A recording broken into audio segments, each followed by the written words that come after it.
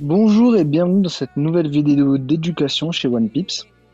Donc aujourd'hui, on va aborder un sujet qui est très important à maîtriser et du coup qui correspond à la base même de la stratégie, qui est les structures de marché. Donc sur le marché, nous pouvons rencontrer trois types de structures. Des structures haussières qui poussent du coup le prix à la hausse, des structures baissières qui vont pousser le prix à la baisse, et enfin une structure d'équilibre où le prix du coup ne va aller dans aucune direction. Donc c'est-à-dire que le marché, il ne va non plus se déplacer de façon verticale, mais va se déplacer de façon horizontale. Donc il faut savoir qu'énormément d'argent sont forcément injectés au niveau des sommets et des creux. Donc nous allons voir tout à l'heure sur les graphiques les sommets et les creux, et c'est là du coup que nos yeux vont devoir se focaliser. Donc c'est à ce niveau-là que beaucoup d'argent va être injecté pour créer ce mouvement impulsif qui va aller dans une direction. Donc c'est notre premier concept qui va vraiment nous permettre de déceler les mouvements de ceux qui vont contrôler le marché. Nous allons d'abord nous intéresser du coup aux structures de hausse et de baisse, car les structures d'équilibre vont vraiment être plus complexes à analyser. Donc ici, nous voyons une structure de hausse basique, d'accord? Donc on voit bien ici au niveau des creux et des sommets, d'accord? Nous voyons que les creux sont de plus en plus hauts et les sommets sont de plus en plus hauts. Donc lorsque le marché il va atteindre ce niveau-là, nous allons nous attendre à tout simplement que le creux suivant va être plus haut que le précédent et va créer un sommet qui sera plus haut que le précédent.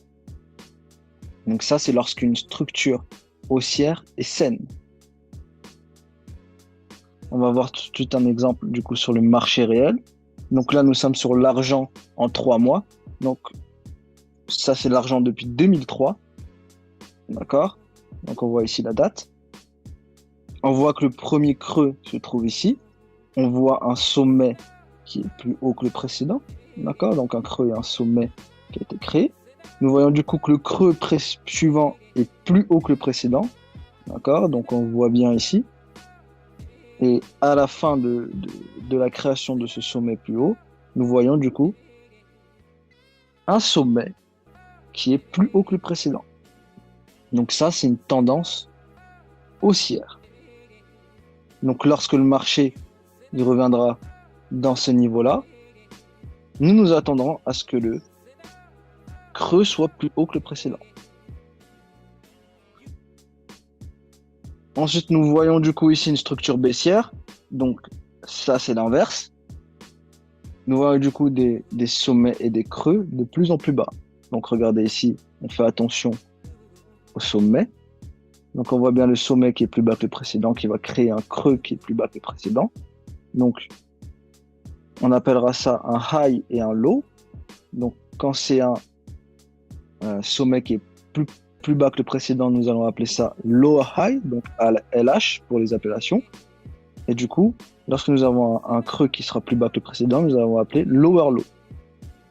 Donc LL pour les appellations.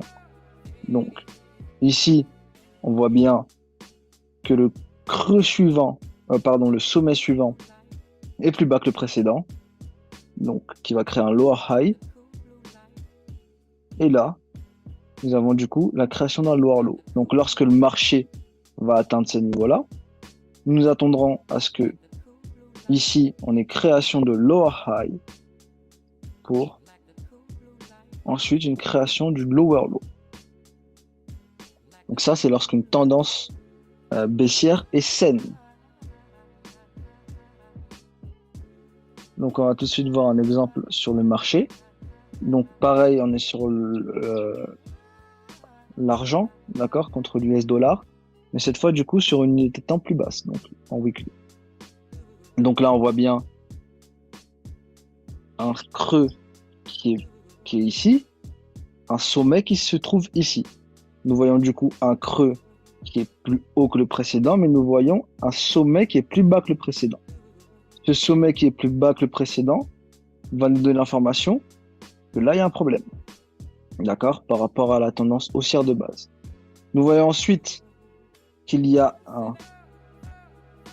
du coup un creux qui se dessine, qui est plus bas que le précédent, donc qui est ici. Donc on voit bien le low qui se crée ici, le lower high ici, et nous voyons du coup un lower low qui va se dessiner et qui est bien plus bas que le précédent. Donc faites toujours attention et toujours du coup les yeux vraiment focalisés sur les creux et les sommets. Donc une fois que ce creux-là a été créé, d'accord, regardez, on voit bien un sommet qui se crée qui est plus bas que le précédent, qui va créer un creux plus bas que le précédent, un sommet plus bas que le précédent, et enfin un creux plus bas que le précédent. Donc du coup, nos yeux sont focalisés, d'accord,